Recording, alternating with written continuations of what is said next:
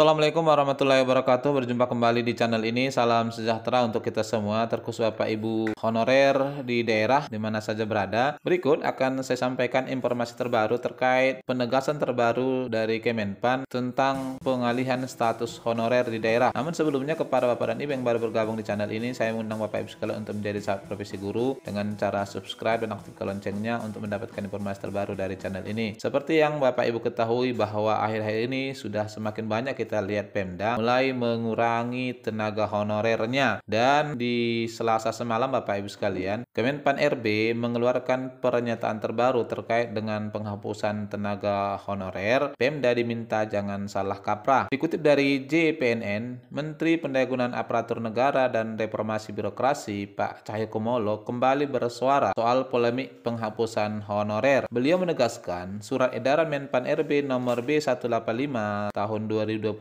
yang ditandatangani pada 31 Mei bukan memberhentikan honorer secara massal. Pemerintah daerah justru diminta untuk melakukan penataan honorer yang ada untuk kemudian disesuaikan sesuai ketentuan perundang-undangan yang berlaku. Dalam SE Menpan RB juga disebut, Pemda diarahkan untuk mengalihkan honorer ke CPNS P3K dan outsourcing. Dalam SE itu disebutkan yang dialihkan ke outsourcing adalah pengemudi, tenaga kebersihan, dan satuan pengaman. Jadi, bukan diberhentikan secara massal, tapi ditata ulang, ucap Pak Menteri. Lebih lanjut, Menteri Cahyokumolo mengatakan penataan pegawai non-ASN atau honorer pada pemerintah pusat ataupun daerah adalah bagian dari langkah strategis untuk membangun SDM ASN yang lebih profesional dan sejahtera, serta memperjelas aturan dalam rekrutmen. Sebab, tidak jelasnya sistem rekrutmen tenaga honorer berdampak pada pengupahan yang kerap kali di bawah upah minimum regional. Beliau menyatakan strategi ini adalah amanah Undang-Undang Nomor 5 Tahun 2014 tentang ASN yang disepakati bersama DPR RI. Disebutkan, tenaga honorer sekarang kesejahteraannya jauh di bawah UMR. Pemerintah dan DPR mencari jalan agar kompensasi tenaga honorer bisa setara dengan UMR. Dan ditambahkan, banyak anggapan yang menyatakan bahwa pengangkatan tenaga non-ASN adalah perintah pemerintah pusat. Padahal itu salah. Sejak tahun lalu, rekrutmen tenaga honorer diangkat secara mandiri oleh masing-masing instansi. Pak Menteri mengatakan agar ada standarisasi rekrutmen dan upah. Kini tenaga honorer itu diharapkan bisa ditata. Dengan skema itu, jelas Pak Cahyo, pengangkatan honorer sesuai dengan kebutuhan instansi. Untuk mengatur bahwa honorer harus sesuai kebutuhan dan penghasilan layak sesuai UMR,